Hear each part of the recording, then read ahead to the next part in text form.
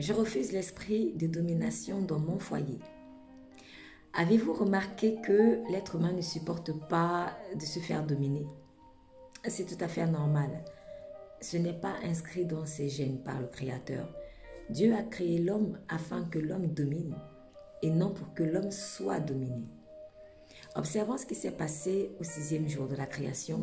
Nous lisons dans Genèse chapitre 1er, versets 26 à 28. Puis Dieu dit, faisons l'homme à notre image, selon notre ressemblance, pour qu'il domine sur les poissons de la mer, sur les oiseaux du ciel, sur le bétail et sur toute la terre et sur tous les reptiles qui rampent sur la terre. Dieu créa l'homme à son image, il le créa à l'image de Dieu, homme et femme, il les créa. Dieu bénit, Dieu les bénit. Dieu leur dit, soyez féconds, multipliez-vous, remplissez la terre, soumettez-la. Dominez sur les poissons de la mer, sur les oiseaux du ciel et sur tout animal qui rampe sur la terre. Dieu donna donc à Adam et à Ève le gouvernement de toute la terre et ils en étaient les maîtres sous l'autorité de Dieu. Et tout se passait bien jusque-là. Tout se passait bien jusque-là. Ils vivaient en harmonie avec Dieu et l'un avec l'autre, en tant que mari et femme. Mais le jour où le péché est entré dans leur foyer, au rang des différentes malédictions que leur rébellion avait entraînées, il y eut parmi les conséquences une déformation de leur relation conjugale. Dieu a en effet dit à la femme, Genèse 3, verset 16, « Tes désirs se porteront vers ton mari, mais il dominera sur toi. Tes désirs se porteront vers ton mari, mais ton mari dominera sur toi. » Donc à partir de ce moment-là, apparaît pour la première fois la domination de l'être humain sur l'être humain. En tout cas, c'est la première fois qu'on voit le mot domination avec pour sujet un être humain. Jusqu'ici, le pouvoir de dominer de l'homme, en général l'homme avec grand H, que l'homme avait ne portait que sur les animaux et sur le reste de la création conformément à Genèse 1, versets 26 à 28. Dieu n'a jamais créé les hommes pour qu'ils se dominent les uns sur les autres, en particulier dans le cadre du mariage. La soumission de l'épouse à l'époux comme de l'Église à Christ Jésus est un acte d'amour qui exclut la domination. Il ne peut pas avoir un amour sincère, un amour pur dans un couple en Christ si l'un des conjoints essaye de dominer sur l'autre. Donc la domination en effet, en tout cas telle qu'on la comprend en français, elle suppose un assujettissement, donc elle suppose assujettir autrui, elle suppose imposer sa volonté mais dans un sens tyrannique.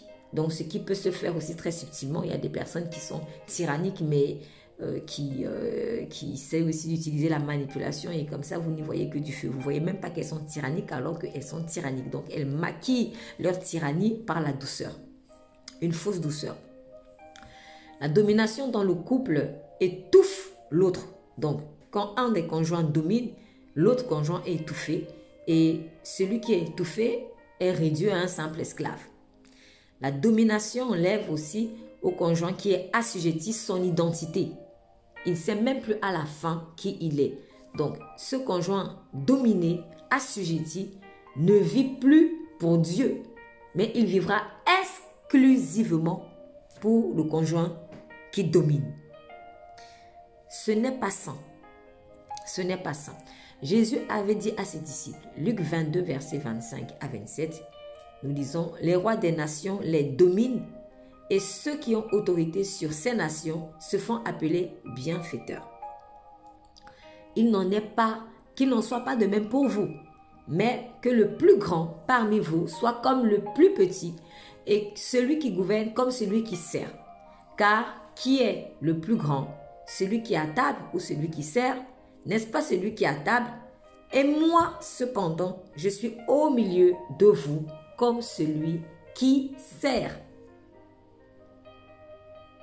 Aujourd'hui, le bien est devenu mal et le mal est devenu bien. Et certains qualifient la domination qu'ils exercent sur les autres de bienfaisance.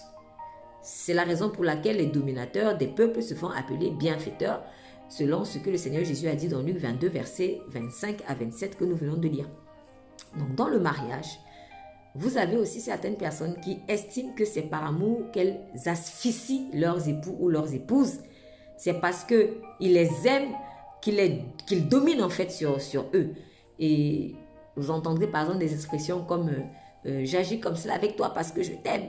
Non, non. Nous frisons là la perversion narcissique. Donc les pervers narcissiques, sous prétexte qu'ils vous aiment, ils vous font du mal. La domination dans le tout premier foyer conjugal d'Adam et Ève est venue avec le péché. La domination de l'homme sur l'homme, je précise, pas la domination de l'homme sur les animaux ou le reste de la création, mais la domination de l'être humain sur un autre être humain est venue pour la première fois lorsque le péché est entré dans le monde et dans le foyer conjugal. Donc avant cela, avant le péché, la domination se limitait exclusivement au reste de la création, conformément à ce que Dieu avait dit quand il a dit dominer. Il parlait aux deux en plus, il a dit dominer sur les poissons, les reptiles et le reste de la création. Mais il n'a pas dit dominer l'un sur l'autre. Et Jésus le reprend encore quand il dit ne faites pas comme les rois de ces nations qui dominent sur leur peuple. Le sacrifice de Jésus-Christ nous a délivrés de toute malédiction. Et c'est la bonne nouvelle. Donc, y compris de la tendance à dominer sur les autres. Le sacrifice de Jésus nous a délivrés du péché, y compris du péché de vouloir toujours dominer sur son semblable. Donc, le schéma selon lequel tes désirs se porteront vers ton mari, mais lui va dominer sur toi, est restauré. Donc, il y a eu des malédictions, mais Jésus-Christ est venu rétablir maintenant la restauration. Donc, grâce, merci Saint-Esprit pour la grâce en Jésus-Christ. Donc, Jésus-Christ a restauré en fait ce schéma de moi je suis attiré par une personne, mais lui il me domine, en fait il m'écrase. Donc c'est vraiment dominer dans le sens d'écraser pour ceux qui ont du mal à comprendre en fait ce que c'est que dominer réellement. Donc le Seigneur, nous avons en lui le pardon de nos péchés et Jésus-Christ a déchiré les ordonnances qui nous condamnaient. Colossiens 2 verset 14. Dans son alliance, dans l'alliance en Jésus-Christ, nous sommes libérés des tendances dominatrices de la chair et des tendances à mendier aussi l'amour des autres. En effet, plus vous aurez tendance à chercher l'amour auprès des hommes, plus vous attirerez l'esprit de domination sur vous. Les mendiants d'amour finissent toujours par se faire dominer. Et les mendiants d'amour ont d'ailleurs aussi tendance à dominer par la manipulation sentimentale. Que cela ne soit pas notre partage. Que la femme ne cherche donc plus à dominer sur son mari. Que la femme ne cherche plus à dominer sur son mari, mais au contraire qu'elle le respecte et se soumette à lui dans l'amour et par crainte de Dieu. À l'inverse, que le mari ne domine plus sur sa femme sous couvert de soumission. Soumission selon Dieu et domination, c'est pas la même chose. C'est incompatible. Mais que le mari aime plutôt sa femme en étant prêt à se livrer pour elle comme Christ s'est livré pour l'Église. Bannissons de nos foyers l'esprit de domination et exerçons-la plutôt sur la création selon le mandat originel de Dieu. Ou encore exerçons la domination sur le péché ou sur la puissance des ténèbres sur lesquelles nous avons désormais autorité. En Jésus-Christ, Genèse 4, verset 7. Verset 6 plutôt. Et l'Éternel dit à Caïn, le péché se couche à la porte et ses désirs se portent vers toi. Mais toi, domine sur lui.